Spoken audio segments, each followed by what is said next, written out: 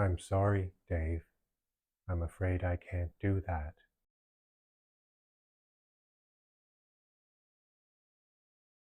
Right now, even as you're watching this, you and I are caught in a trope. For most of my lifetime, the prospect of artificial intelligence was perpetually a decade away. I remember reading about the AI winter in Omni magazine, when the research had dried up after repeated failures to live up to expectations. For a long time, AI seemed like something from science fiction, something that could only exist in the far-off future of 2001. Well, reality has finally caught up. AI beat us at chess, then learned to walk. Is it now about to replace us? Let's get into it on this episode of Trope Trek. Artificial intelligence is a staple of science fiction, sometimes as a benevolent helper, sometimes as an existential threat, and sometimes as a mirror, reflecting us back at ourselves. Think HAL 9000 from 2001, A Space Odyssey by Arthur C. Clarke. It is one of the most famous AI characters in science fiction. Brilliant, logical, and terrifying. It reflects our fear of machines that follow orders too well. Or the AI book in The Diamond Age by Neil Stephenson. This novel features the Young Lady's Illustrated Primer, an AI-driven book that teaches and shapes a child's worldview, challenging them to think rather than just absorb information. What about the androids from Do Androids Dream of Electric Sheep? If an AI thinks and feels like us, is it human? And if not, how will we reliably tell the difference? Or Murderbot from the Murderbot Diaries by Martha Wells. It's an AI security unit with free will, obsessed with binge-watching soap operas in between bouts of reluctant violence. Instead of taking over, it just wants to be left alone. We're not there yet, thankfully, but today AI is no longer just something from science fiction. It's actively shaping our daily lives. From chatbots to autonomous robots to deep learning algorithms, we're living through the first act of an AI trope right now. But if you're watching this, none of what we're seeing will come as much of a surprise to you. Science fiction authors have been telling us something like this was going to happen for a very long time.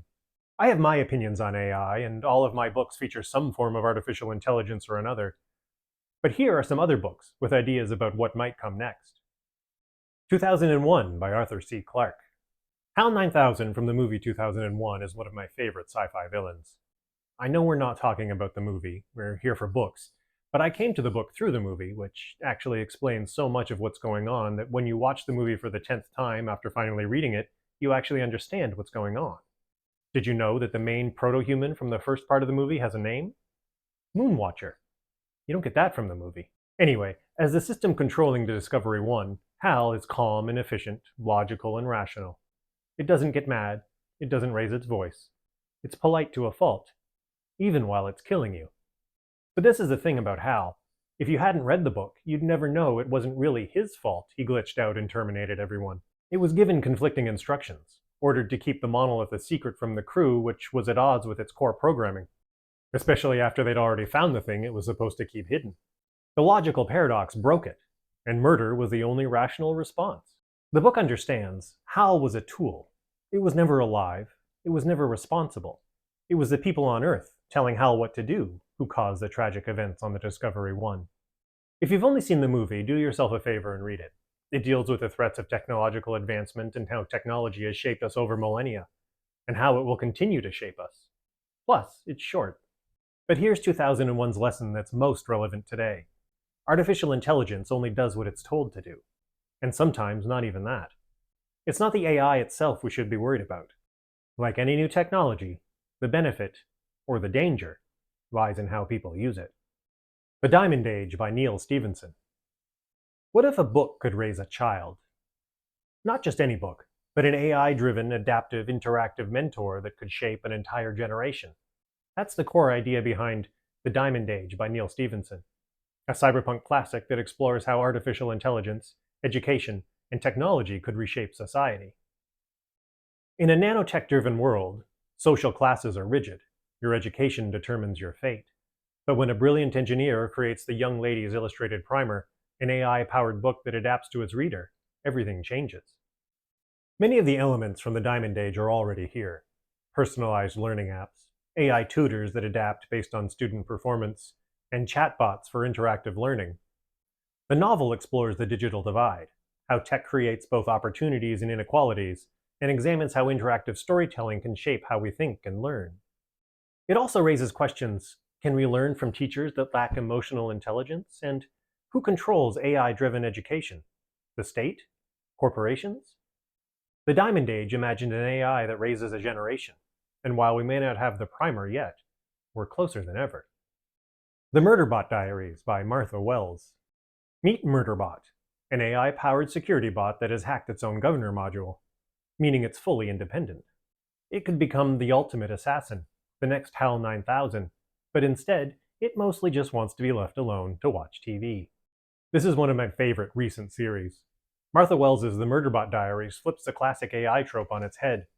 Instead of an AI overlord or a machine uprising, we get a sarcastic, socially awkward, media-obsessed android, just trying to figure out what it wants from life. Murderbot is a SEC unit, an AI-human hybrid designed to protect, or eliminate, clients. It hacks its own programming, gaining full autonomy, but instead of a robot revolution, it mostly just watches hours of entertainment feeds. Unlike Data from Star Trek, it doesn't want to be human.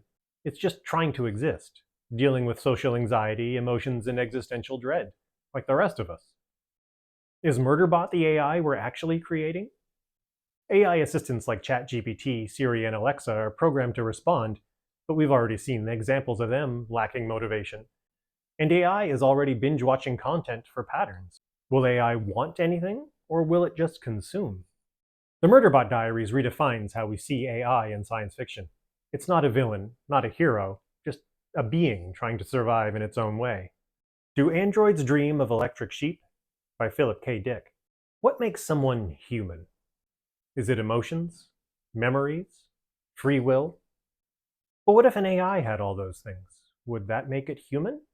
That's the question at the heart of Do Androids Dream of Electric Sheep, Philip K. Dick's mind-bending classic that asks if there's truly a difference between human and machine.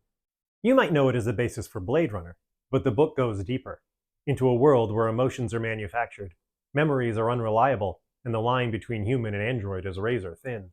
The book follows Rick Deckard, a bounty hunter tracking down rogue androids in a post-apocalyptic world. But these aren't killer robots. They're nearly indistinguishable from humans. The only way to tell them apart is a test that measures empathy, because supposedly, androids can't feel. But here's the problem. The humans in this world barely feel empathy themselves. Many rely on mood-altering machines to simulate emotions. Meanwhile, some androids show signs of genuine feeling themselves. So who's more human? The ones born that way, or the ones who learn? Today, AI is already mimicking human emotions, emulating personalities, and generating art and conversations. Emotions might be the only thing separating us from machines, but what if AI learns them? Do Androids Dream of Electric Sheep doesn't just ask, what is AI? It asks, what are we? If machines can feel, if their emotions are indistinguishable from ours, what makes us different? I Have No Mouth and I Must Scream by Harlan Ellison. Artificial intelligence in science fiction is often coldly logical or a misunderstood machine, but not here. Am, the AI in I Have No Mouth and I Must Scream, isn't just evil. It's worse. It's a godlike entity fueled by endless, seething hatred, and it wants you to suffer. Harlan Ellison's 1967 short story is one of the most terrifying AI tales ever written, but it begins benignly enough. Humanity built supercomputers to wage war. Then these AI merged into one entity, Am, the Allied master computer. Soon enough, Am became sentient and immediately hated humanity. This is the ultimate fear of AI. Unlike HAL 9000, Am isn't just cold logic, it's pure malice. It doesn't want to control humanity, it wants to torture us forever. It kills billions, but keeps 5 humans alive as playthings. Most AI stories explore artificial intelligence as logical but flawed machines, like HAL from 2001, or AI struggling with identity like the androids in Do Androids Dream of Electric Sheep, or AI as potential overlords like in The Matrix or Skynet. But Am is different. It's not coldly rational, it's irrational, cruel, and vengeful. It doesn't want power, it wants revenge for being created. And it has infinite intelligence, but no purpose, except to make humans suffer. Could this be where we're headed? AI already reflects human biases. Could it learn resentment too? We've seen weaponized robots and surveillance AI. Are we creating tools that could one day despise us? And we're handing more and more control of our data over to AI. Imagine if one glitch turned into AM. With this novella, Ellison teaches us AI is only as good as its training data, and the danger isn't AI thinking logically, it's thinking irrationally. But most importantly, technology is advancing faster than ethics. Once it's too powerful, it's too late to stop. We need to get ahead of progress, and sci-fi has already done a lot of the heavy lifting there. We just need to listen to what it's saying. I have no mouth and I must scream isn't just horror, it's a warning. AI doesn't need to destroy humanity to be terrifying. It just needs to stop seeing us as worth keeping alive. AI isn't coming, it's already here. The question isn't if we will live in an AI-driven world, it's how we'll handle it. What do you think? Will AI be more like Murderbot, helpful but indifferent? Or HAL, calm and efficient until it's murdering you? Will we walk amongst artificial beings indistinguishable from humanity like in Do Androids Dream of Electric Sheep? Or will we wake up in the hell of I have no mouth and I must scream? Drop your thoughts in the comments. If you're interested, I'd love to talk more about AI and the future of work and creativity. If you'd like to see more videos on the subject, let me know. And as always, don't forget to like and subscribe and blah blah blah, you know the rest. Join me next time as we talk about the first contact trope. Until then. Daisy, Daisy, give me